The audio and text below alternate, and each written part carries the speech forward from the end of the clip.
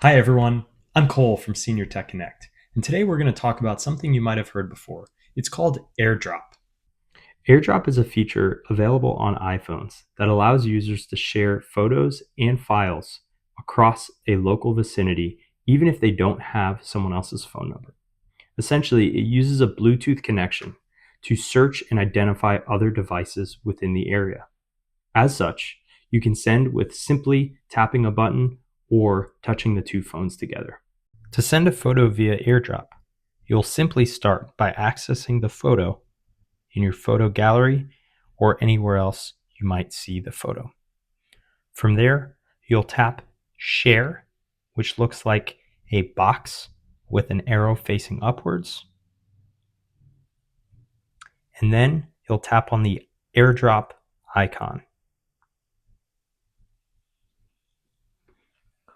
With the other device, simply take both of them together and tap the top of each phone together. You will see a cool display and then tap on Accept on the other device. Now the photo is there. In order to receive a photo via AirDrop, ensure that you have your AirDrop settings to receiving everyone, or if you are contacts, contacts only. This will allow you to receive the AirDrop. One more time, I will enter the photo and then tap on the share icon on the bottom left, and then I'll tap on AirDrop.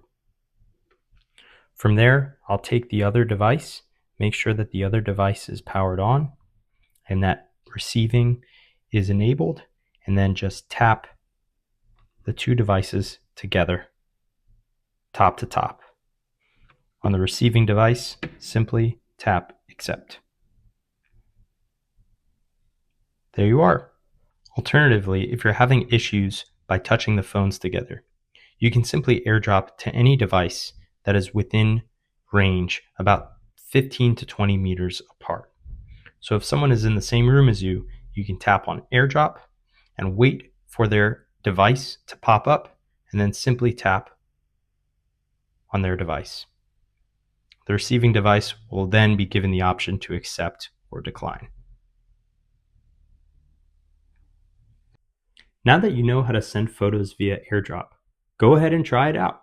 Find someone next to you and send them a photo that they might want to have. Thanks for tuning in today to learn how to make your smartphone work for you.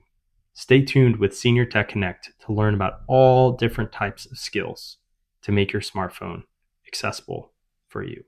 Have a great day.